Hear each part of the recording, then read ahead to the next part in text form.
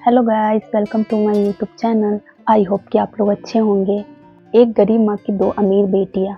दो अमीर बेटियों की माँ जिसका नाम सविता है। सविता माला बनाने का काम करती थी और अपने पति के देहांत के बाद अपने दोनों बेटियों को बड़े ही प्यार से माला बनाकर ही अपनी दोनों बेटियों का पालन पोषण किया। तीनों अपनी छोटी बेटी को कहने लगती है कि रिया, तुम मेरी माला बनाने में हाथ बटा दो। मारे माले बनाकर मुझे देने हैं और मुझसे नहीं हो पाएगा लगता है, इसलिए तुम आज मेरा हाथ बटा दो। रिया कहती है, माँ मुझे प्रोजेक्ट लिखना थोड़ा बचा है, मैं वो करके आपके माले बनाने में हाथ बटा देती हूँ। ऐसे प्रिया भी अपने कॉलेज से वापस आती है और दोनों बेटी मिलकर अपनी माँ का हाथ बटाती है, जिससे उनकी माँ कहती है कि आज तुम लोग अगर मेरा हाथ नहीं बटाते तो आज मैं ये माला नहीं बन पाता और काम करते हुए मैं खाना बना लेती हूँ तुम लोगों के लिए। दोनों बेटी कहने लगती हैं, रिया और प्रिया दोनों कहने लगती है, माँ अब आपको खाना बनाने की कोई ज़रूरत नहीं है, मैं आप लोग के खाना बनाऊंगी, आप भी तो थक गई हैं। सभी तो कहने लगती है कि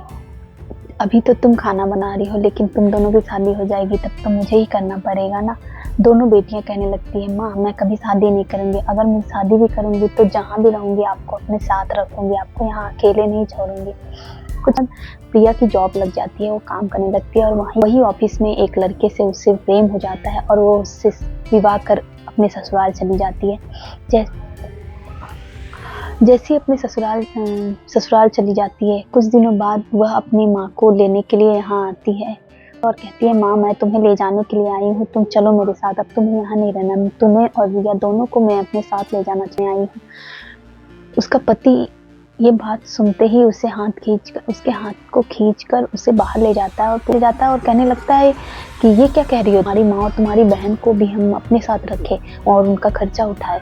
नहीं, मैं अपने घर पे इन्हें नहीं रख सकता, तुम्हें रहना तो रहो, नहीं तो तुम भी अपनी माँ के पास रहो।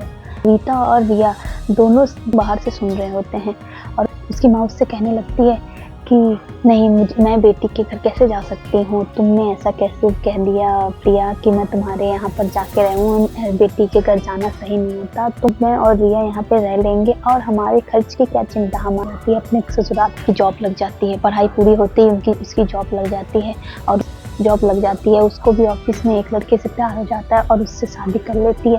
वो अपनी शादी करने के बाद अपनी माँ को ले जाने के लिए कहती है, माँ को लेकर जाती है, माँ को ले जाने आती है, कहती है माँ चलो हमारे घर। ये उसकी माँ उसके बाद उसके पति कहने लगता है उसे एक दिन बुलाकर, ये क्या, हमने तो शादी के बाद हम माँ को यहीं रख लिया है, हमने तो सोचा कुछ दिनों के लिए आई है, लेकिन तुम तो यहीं रखना चाहती हो, ये कोई बात नहीं, हम उसका खर्च नहीं उठा, उनके घर भेज दो।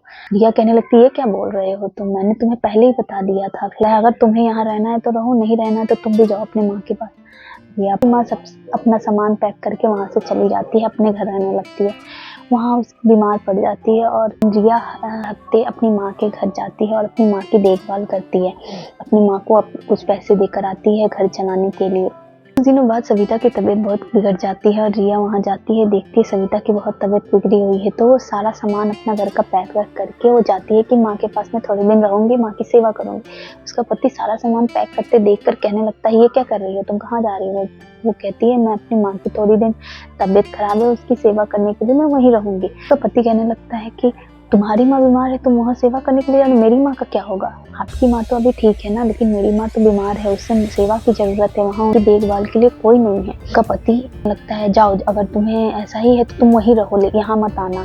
कहने लगती है, ठीक है मैं यहाँ कभी नहीं आऊंगी, जा रही हूँ मैं। रिया अपने घर आ जाती है, अपनी माँ की सेवा करने लगती है, टाइम से उन्हें दवाई देती है और अपने आप में बात आती है कि दीदी कितनी बदल गई है, पहले कितनी अच्छी थी, शादी के बाद दीदी कितनी बदल गई है। अपनी माँ की तबीयत खराब है, लेकिन वो देखने के लिए भी एक दिन के लिए भी नहीं आई, मेरी शादी में भी सिर्फ एक दिन के लिए आई थी, माँ को देखने के लिए एक घंटे के लिए भी नहीं आई अभी तक, माँ दीदी कितनी बदल गई है।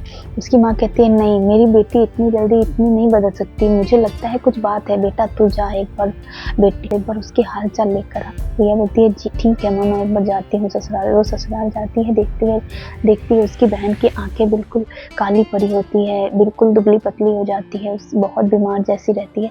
वह जैसे ही वहाँ पहुँचती है प्रिया उसे देखकर बहुत खुश हो जाती है और कहती है अच्छा किया तूने आज का ही दिन आज के दिन तू मेरे घर आई है। आज ना मेरी सास भी है घर में, ना मेरा पति अभी घर है।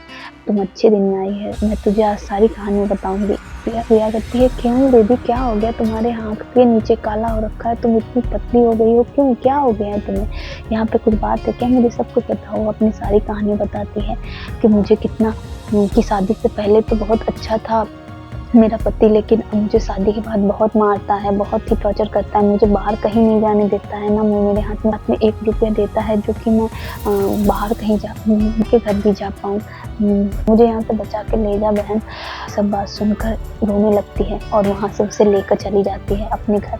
रोज पेपर रख के और वो वहाँ से चली जाती है अपने माँ के घर। माँ के घर में जाके रिया और प्रिया दोनों अपनी माँ की सेवा करने लगते हैं। वैसे ही पति आता है और कहने लगता है कि मुझे माफ़ कर दीजिए माँ जी, मेरी गलती थी कि कदर नहीं समझी, मुझे माफ़ कर दीजिए।